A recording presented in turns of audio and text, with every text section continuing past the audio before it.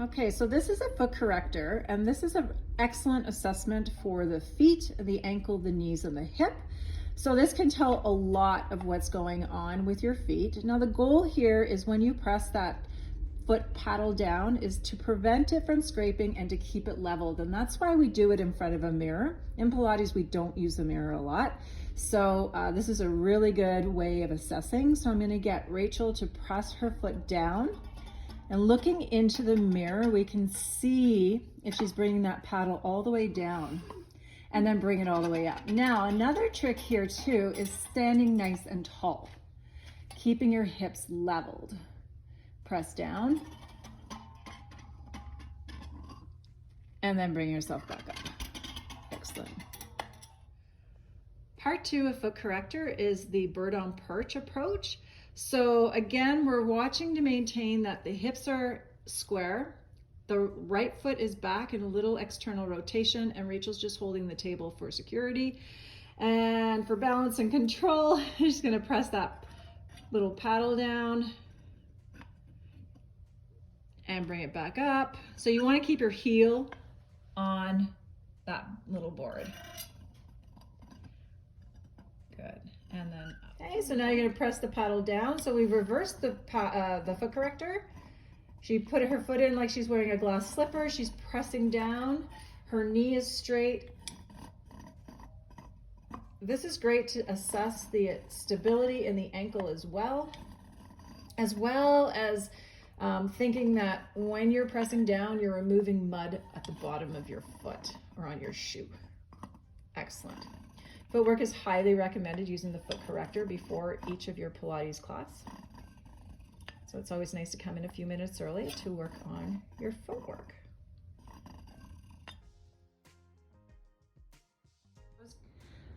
Inhale out, exhale in. So footwork on the mat, heels together, toes apart, Pilates V, we're doing 10 of those. Now you're gonna bring your feet together, parallel, bird on perch your feet. Excellent, and then bring your knees to your chest. Look towards, there you go, look towards your knees. Good, go a little faster for me. You can always tell who the yogis are. Good. So keep your feet together, feet together, feet together. There you go. Now flex your feet. Flex, yep, bring your toes to your knees. There you go, keep your feet together. This is really good to even check the assessment on the feet. You can see her left foot is lower than her right. She does have a spinal, very mild scoliosis. Good, and let's rest right there. How was that?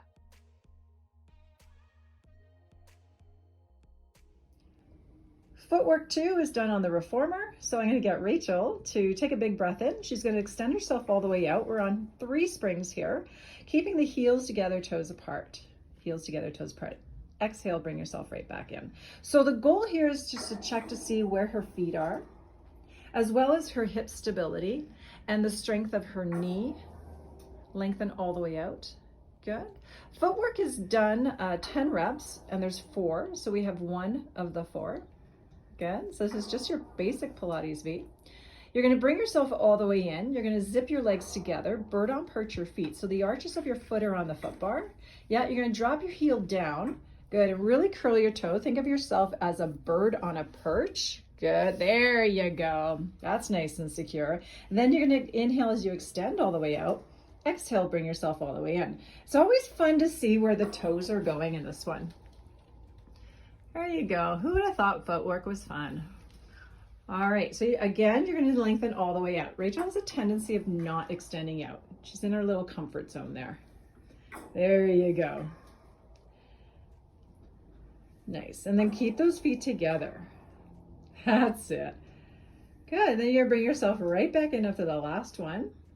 Place your heels on the foot bar. So now you're in that flex position, so your toes are reaching for your knees. Beautiful. And then from here, you're going to push yourself all the way out. Bring yourself right back in. Can you bring your left foot a little bit higher up? There you go, and go. So again, Rachel has a very mild scoliosis, so this will change her feet. just a little bit on the whole structural plane. Good.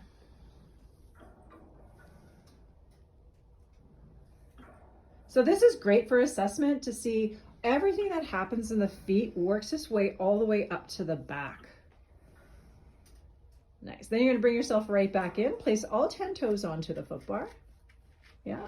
You're going to extend yourself all the way out nice and straight, even your knees this time. Beautiful. And then you're going to lower your feet under the foot bar. Yeah. Oh, and then just hang out there for a second because this is a really nice stretch for the calves. Then you're going to lift your belly, reach up, lengthen. Beautiful. And then exhale. Nice. Think of an elevator lift. That's going to bring those heels up. Back is connected onto the mat. Nice. Lower down.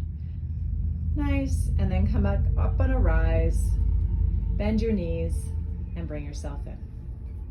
Nicely done. Footwork on the wunda chair. So Rachel is already in her starting position at a Pilates V. She is in a genie position as well. So this is going to help stabilize her spine. And this is a good test to see how strong our quads are, as well as our feet and our wonderful abdominal system.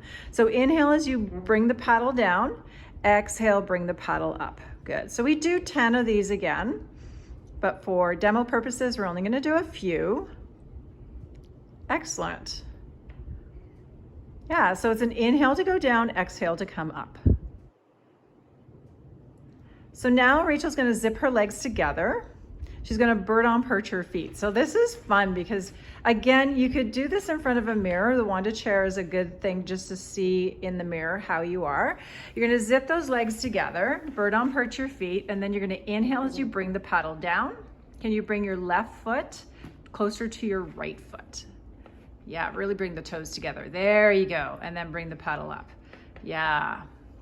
So again, this is your bird on perch. Pressing the paddle down. We have her on a middle high spring.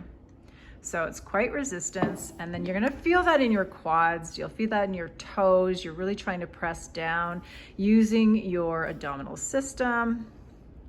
Great. And then the paddle comes up. You're going to place your heels onto the paddle, flexing your toes. So now your toes are towards you like little elf shoes. Inhale as you press the paddle down.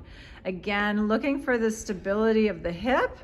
I can get Rachel to always bring her arm a little bit higher up and then switch her arm position. So now her left is on top of her right as she smiles. There we go. Nice.